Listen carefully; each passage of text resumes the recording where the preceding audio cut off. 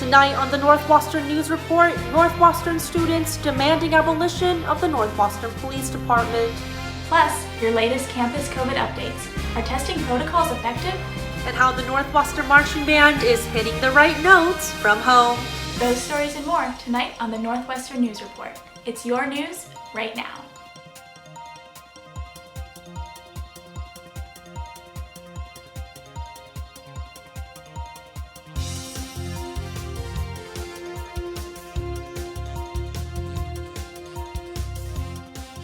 Good evening and welcome to the Northwestern News Report. I'm Chloe Cope. And I'm Jenny Ha. We begin tonight with ongoing protests on campus. Nearly 5 months after the death of George Floyd, students are demanding changes at Northwestern. NU Community Not Cops is a student organization calling for disarming, defunding, and disbanding the NU Police Department. Elizabeth Betts has our top story. Protesters have been organizing daily since October 12th. The university, they say, did not comply with their demands to defund NUPD. As protesters rally for a future without a police presence on Northwestern's campus, University President Morton Shapiro announcing Monday he has no intention of abolishing NUPD. An NU Community Not Cops organizer is speaking to NNN on the condition of anonymity, fearing retribution from the university. They also requested NNN alter their voice. They condemned Shapiro's email. It is quite reprehensible that he has decided to speak out about the destruction of property instead of the loss of Black lives. In an email to the NU community, President Shapiro calls attention to the phrase protesters used, piggy Morty, saying it is similar to an anti-Semitic trope. Shapiro also says members of the NU community who, quote, violate rules and laws will be held accountable. Protest organizers tell NNN no students have been penalized as of Tuesday afternoon. In response to Shapiro's email, NU Community Not Cops published their own statement, saying in part, quote, Morton Shapiro was called a pig by members of our campaign because he aligns himself with law enforcement and prioritizes police and private property over the lives of Black students. Adding later, regardless of our intent, we apologize to our Jewish community. NNN requested NU administration and NUPD for comment, but didn't receive a response. President Shapiro's letter condemning certain tactics like vandalizing property and lighting fires. This after some protesters graffitied university property and burned the "We're in this together" mask. By burning that down and taking that down, we're saying we're not feeling the unity. We're not feeling the togetherness that the administration and the school is preaching. Northwestern's African American Studies faculty members direct criticism to President Shapiro in their own letter, writing, quote, we condemn your allowing sour, small, and moribund leadership to flourish. A protest organizer tells NNN there is a misconception that NUPD officers are just security guards. NUPD employs certified police officers. NU Community Not Cops advocates for a police-free campus, but they are more specifically demanding that Northwestern abolish NUPD, cut ties with EPD, and simultaneously invest in Black communities, invest in Black well-being, and center Black and Indigenous and queer and trans folks in this imagined society because police violence have harmed them, those communities the most. The representative also says Northwestern must create a policy that protects Black students who protest on campus and allocate significant financial resources to activist groups in the Black community. When you say that you care about Black students, that means committing to those demands. Though NU Community Not Cops advocates for a police-free campus, the question of what a Northwestern campus would look like without police is not necessarily a straightforward answer. When incident occurs, we're not going to, approach it in a lens of punishment. Elizabeth joins us now. Elizabeth, there was a virtual town hall Tuesday night where President Shapiro directly addressed students. What did he say? Well, one of the questions on students' minds was whether President Shapiro was going to address the contents of his letter, particularly whether he was going to apologize for it or not. However, during the town hall, President Shapiro stated that he does not apologize for anything he wrote in his letter. He stands behind everything he wrote. And are there calls to abolish Evanston police as well? Yes, the NU Community Not Cops movement is not only calling to abolish NUPD, but also to abolish EPD, the Evanston Police Department, as well. Thanks, Elizabeth. Since 2019, the City of Evanston has had a reparations subcommittee of city employees and officials. Now, the subcommittee is looking to the past to develop better policies for the future. Dino Robinson is working with Shorefront Legacy, a Black History Center, to prove reparations are necessary in Evanston. He plans to make the reference document available as a resource for both the subcommittee and the public.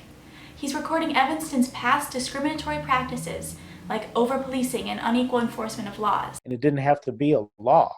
You can do it in other ways of rewording zoning, discriminatory practices, adopting Jim Crow without putting it in the law books. Robinson plans to update the document as the subcommittee continues its work. From October 12th through 18th, Northwestern's COVID positivity rate was 0.45%, with 22 new positive cases. NNN's Megan Leibowitz on how Northwestern is moving forward. Late last week, full-time Kellogg MBA classes temporarily move online. This after multiple students who went to off-campus gatherings tested positive for the virus. The right thing to do was pause activity for 2 weeks and let that contact tracing and testing play out. As Kellogg moves virtual for 2 weeks, what is the university planning for NU's undergraduate underclassmen? I think President Shapiro has been pretty clear that kind of the goal is to get back as many students as we can. University administrators say they will announce plans for underclassmen by early November. Some of the biggest factors? A big component is housing. And do you have enough space on campus? How much space do you hold for quarantine? COVID cases are surging in the U.S. with over 8 million confirmed cases. But as Northwestern considers a rise in students on campus, Chicago doctors prepare for a rise in COVID patients in the ICU. In terms of the ICU with COVID recently, we're just starting to see a slow increase. And that goes with what we would expect for our knowledge of COVID. With most family members not allowed in the ICU to visit relatives sick with COVID, Dr. Michelle Prickett takes on an additional role. It is an emotional toll because you become that surrogate family member for someone you just met. Prickett says the survival rate for COVID patients in Northwestern's ICU is about 80%. But she knows what it's like to help some who fall in the 20% say goodbye to loved ones through a screen. There's been times when we have had to say goodbye over FaceTime, and it's just heartbreaking for the family to have to see that, and for the person holding the tablet. Now Prickett has a message for viewers about precautions like wearing a mask. It can keep people safe, but we have to do it consistently. A reminder to stay vigilant, protecting yourself and others. Megan Leibowitz, Northwestern News Network. If you have symptoms of COVID-19, call the University Health Service at 847-491-8100. Only use testing at the Jacob Center if you are asymptomatic. Last week, Evanston City Council announcing it intends to appoint Erica Storley as the new city manager. Storley has worked at City Hall for 16 years, most recently serving as interim city manager. In the finalist candidate forum, Storley says her top 3 priorities as a city manager are fiscal recovery, climate action, and equitable COVID recovery. COVID has exposed inequities that we knew existed for a long time. If we return to, what is called pre-COVID life, what life was like before this pandemic, that doesn't change those inequities that existed before. Storley also says she developed a 3-year plan to spend the $1 million funded by Northwestern tackling racial equity and social justice issues. Northwestern administration deciding not to have polling centers on campus come Election Day as originally planned. An NU spokesperson cited difficulties in working through NU's COVID-19 guidelines. NNN's Salim Makura reports. The decision to close polling centers on campus means voters must now make plans to cast their ballots at the Hilton Garden Inn. And usually there are polling locations on North Campus and South Campus. This decision, which came less than a month before Election Day, has the Cook County Clerk Office seeking to accommodate for voters who were told their polling centers would be located here at the Alice Miller Chapel, Parks Hall on Sheridan Road. polling stations in Cook County fighting to stay safe during a pandemic election. Many are turning to mail-in voting. I worked with NUVotes and I made this map that, located the most convenient locations for people to drop off their ballot on campus. The nonpartisan NUVote says they're working hard to make voting simple, despite the complicated environment. So NUVotes has a really cool one-step tool. And so on their website, you can go on and in like just a few clicks, you can check your registration. And if you need to re-register, you can do that. If you need to change your registration, you can do that. They also have online and in-person office hours. Taking to the polls, taking on a new look for the pandemic. Celine McCura, Northwestern News Network. Registered voters who were previously notified they would be voting on Northwestern's campus will now vote at the Hilton Garden Inn on 1818 Maple Avenue. Evanston Skokie District 65 announcing its plan to allow some students to return to in-person learning starting in November. Superintendent Devin Horton says in a weekly update, the district is, quote, placing a high priority on certain groups, focusing on those who could most benefit from in-person learning, including students with special needs and low-income students. Students in 3 or more of the outlined groups will be among the first to return to in-person learning. All middle school students will remain virtual. Horton says the decision to allow only some students to return was based on, quote, staffing considerations and building capacities. The district says plans could change based on community health metrics, but their goal is to allow every student to return to in-person learning in some capacity by the end of the year. There's little doubt future generations will read about 2020 in their textbooks, and being a college student during the pandemic gives us a unique perspective. So I spoke to people who were also students during other defining eras. The last of our combat troops left Vietnam. The New York Times started putting on their masthead the numbers dead every day. Jeff Rice, now a senior lecturer, was an NU undergraduate during the Vietnam War. You pick numbers, the lottery, and you would be drafted from 100 to 365. The year I was available to go into the Army, they went up to number 128. I was number 57. And while most college graduates look for jobs, Rice looked for ways to stay out of a war. When I graduated college, and my draft number was the most important thing in my life.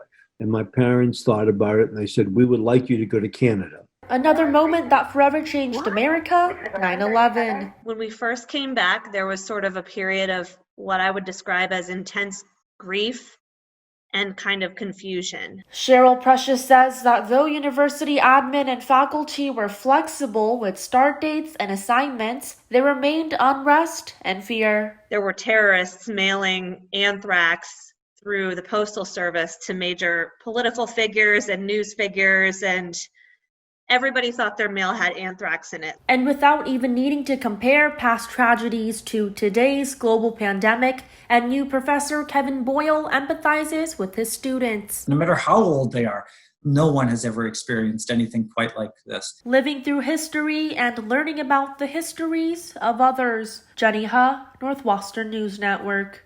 And it was so interesting to hear those perspectives. Coming up, how climate change is raising concerns and raising the odds of having severe weather. And tips for taking care of your mental health during this quarter. At Northwestern, we're wildcats in every way.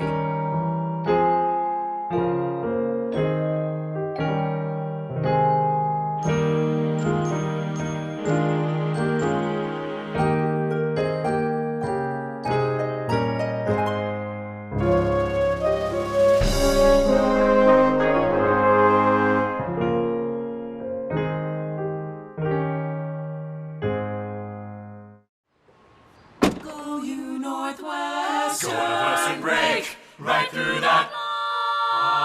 With our colors flying, we will cheer you all to go. Go you Northwestern, fight for victory, sweet victory, for the fame of our fair name, and go Northwestern, win that game. Go Cats! Since the start of the pandemic, physical health has been top priority. But what about mental health? With the new normal of self-isolation, how are students holding up? NNN's Vicky Chung reports. Daydreams about college years usually involve group study sessions and hanging out with friends on Friday nights. But as COVID continues, students try to adjust to a more isolated college experience. We're so used to being able to just like hang out, study with someone, talk with someone, just like go out like to lunch even.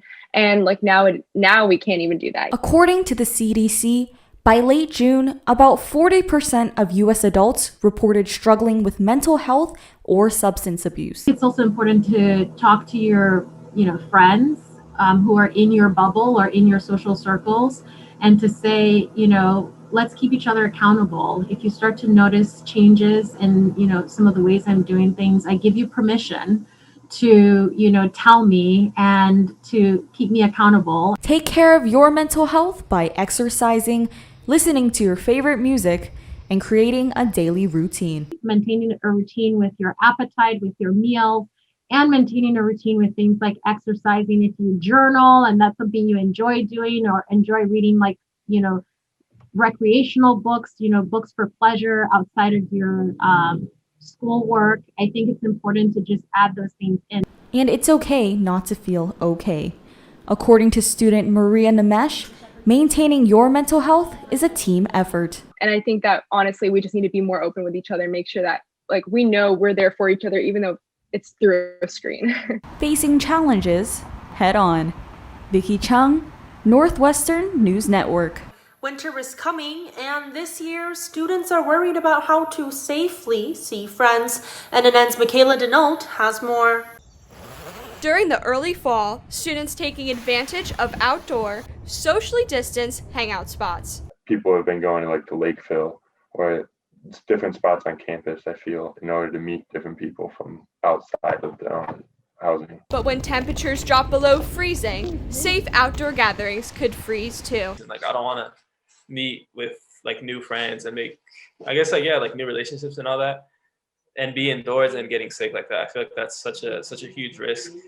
Many students say virtual bonding is the way to go in the cold weather, especially if there is an influx of new students on campus in January. It has been a great way to meet people without being able to actually meet them. Some students find comfort in a small group inside, while others avoid in-person meetups altogether.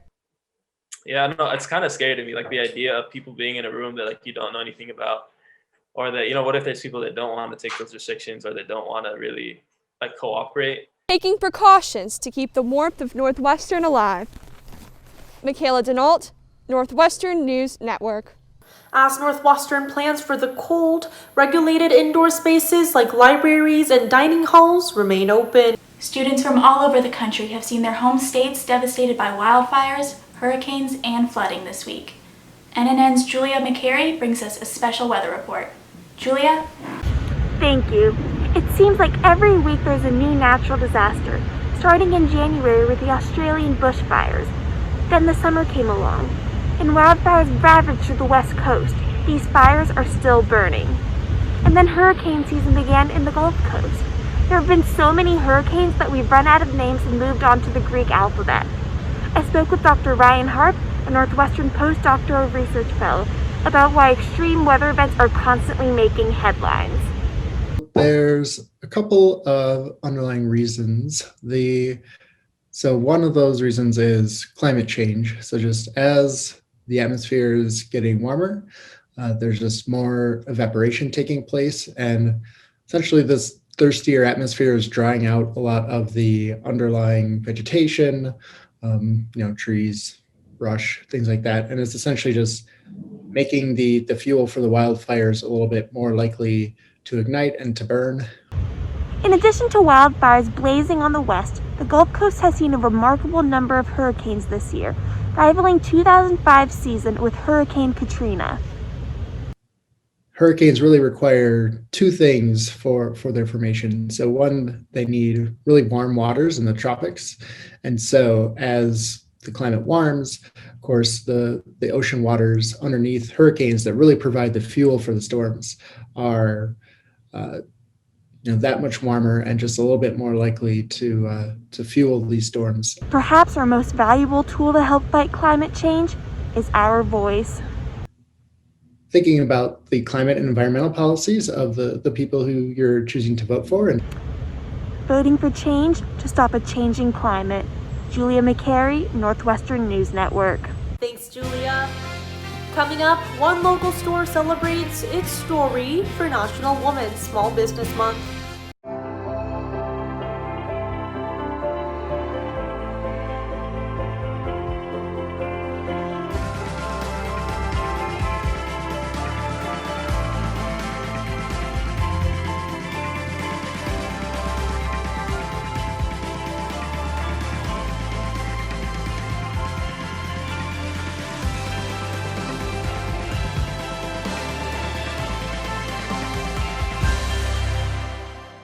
Welcome back.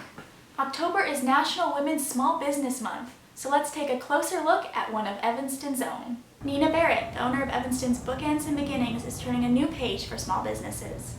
Barrett says small businesses give communities charm and heart, and after 6 years of being in business, she says she's excited to keep writing her story with plans for expansion in Evanston's community.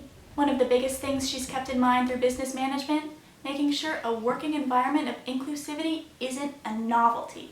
What a lot of authors do is that they write the book they wish they could read, and I think that's the great pleasure of being a woman business owner is you own and run and curate the kind of business and the kind of business environment that you wish you've been able to work in for your working years. For more, Bookends and Beginnings hosts virtual literary lunch breaks every Thursday. Chicago, widely regarded as one of the nation's best regional theater scenes, and with Broadway announcing its closure until June 2021, uncertainty as to when the curtain will rise again on Chicago theater. But as Chicago comes back to life, in-person theater remains dark. How are folks from set designers to ushers getting along? Here's NNN's Joey Safchik. This year, Showstopper took on a whole new meaning. Theaters were one of the first to close, and we know they'll be one of the last to reopen. The League of Chicago Theaters says the performing arts sector supports about 10,000 jobs in the Windy City. Well, it did until March. We're going to have to take action to make sure that theaters are secure financially. As On Stage moves online, shining a spotlight on folks who make sure the show goes on from behind the scenes, but have been hit extra hard by the pandemic. So we're all just trying to be as creative as we can and keep in mind that all of these artists are desperately in need of income by what they do. And it's not just here in Chicago where the theater lights are dim. The curtain is also down here at Northwestern's Performing Arts Centers, but designers are figuring out how to go on with the show. We really went for it and gave them a complete set, complete costumes, complete makeup, props. This quarter, setting the scene looks a little different. Zoe Sneed designed a virtual set for NU's production of The Trojan Women. Even if this was live theater and everything was completely normal, theater is what you put into it. So will live theater be back? Right now is right now, but when we get to then, it'll come back and it'll have new voices as well as veteran voices participating. Waiting until the lights are bright on Broadway and the curtain comes up in Chicago. Joey Safchik, Northwestern News Network. The League of Chicago Theaters is sponsoring Chicago Acts Together Week, supporting local theaters. Visit chicagoplays.com to find out what Chicago plays and musicals you can stream and make your dorm the hottest ticket in town. This quarter, the Wirtz Center goes from stage to screen, with theater artists navigating a changing landscape. Northwestern's fall theater programming determined for the show to go on. NNN's Nolan Robinson reports. From packed audiences to crowded stages, the coronavirus pandemic is changing the way theater is created, but artists aren't letting COVID rain on their parade. The given circumstances matter, and you have to react based on those given circumstances and the impulses that those given circumstances provide. This fall, the Wirtz Center offers 3 virtual performances all centered around social justice. Heather Basarab, the production manager, and Al Hartley, the managing director, share how the season's offerings were inspired by the current industry shift. As an industry, we're being forced to reckon with the importance of social change and really having to look at the fact that art and social justice are not separate. The fact was that the industry was shifting, and so that certainly isn't going to preclude us from us shifting at all. In a play, the given circumstances drive change in its story. Just as characters change from Act 1 to intermission, this intermission is changing the word center. Being forced to take a step back and look at a much bigger picture and confronting ideas about why do we do productions. Now, the Wort Center hopes students learn from moments like these so they can take these lessons on stage with them. That's the beautiful nature of, I think, what students can learn in this moment. How do you go through the valley? How do you go through the hardship? Fall quarter is showtime, and the Wort Center works for audiences to reflect and students to shine on. Nolan Robinson, Northwestern News Network. The Wort Center's fall programming is available to the general public. Tickets are free for Northwestern students who register in advance. And when we come back, a sneak peek into NU football's return to the field. At Northwestern, we're Wildcats in every way.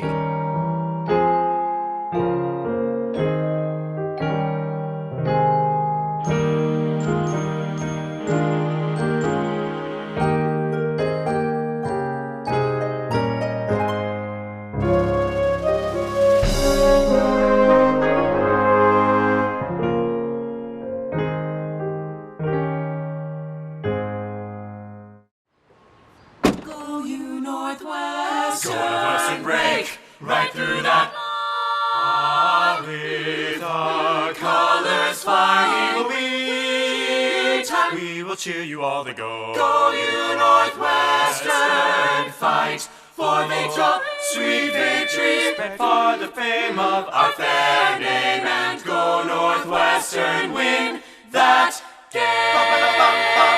Go Cats! Football season is around the corner. Now, NNN's Jack Leto is tackling the preview. There's been no varsity sports on campus in 7 months, but we'll finally get to see the Cats on Saturday when Pat Fitzgerald leads Northwestern onto a fanless Ryan Field against the University of Maryland. The big news of the week is who won't be on the field this year. 4 more players have opted out of the season. Seniors Samdut Miller, Travis Willock, and Aiden Smith, and sophomore Jason Whitaker. They joined senior offensive lineman Rashawn Slater, who opted out back in August. Willock, Miller, and Slater were projected starters. The Cats are still returning 16 starters from last season, plus graduate transfer Peyton Ramsey. The Indiana transfer has officially been named the starting quarterback. Coach Fitz has kept that information close to the vest all summer, but Monday morning his name was first on the depth chart, so he'll be on the field at 6:30 Central on Saturday when Northwestern faces Maryland. That's all for today. Back to you. Northwestern football is set to play their first game of the season this Saturday, but if you tune in, you'll miss one tune, the Northwestern University Marching Band, or NUM. Here's NNN's Gabrielle Coriati. The Northwestern University Marching Band might not be able to perform at this year's football games, but they're not letting COVID-19 keep them from the music they love. We have people practicing music on Zoom and with their sections and breakout rooms, which is not the easiest thing in the world, but you know, they make do. But the high note of the band might not even be the music, but the friends they're making along the way. What makes NUM so special is definitely like the people and the relationships that you get to form. And so we're really focusing on that kind of like community building aspect of NUM. Enthusiasm for the band and enthusiasm for the Wildcats. Returning members of NUM are doing their best to cheer on the players even when the stands are empty. Go Cats all the time is, I guess, what we say. And so I think just keeping that enthusiasm alive is something that like we're really trying to do. Until the day the musicians can strike up the band in the stadium, they'll be rooting for the Cats from a distance. Gabrielle Coriati, Northwestern News Network. If you're an NU Marching Band alumni wishing you could be back on campus for a homecoming, NUM alumnus is planning a virtual homestay to blast their Wildcat spirit from across the country. That's all the time we have for tonight. I'm Chloe Cope. And I'm Jenny Ha. For all of us here at NNN, thanks for watching and stay healthy.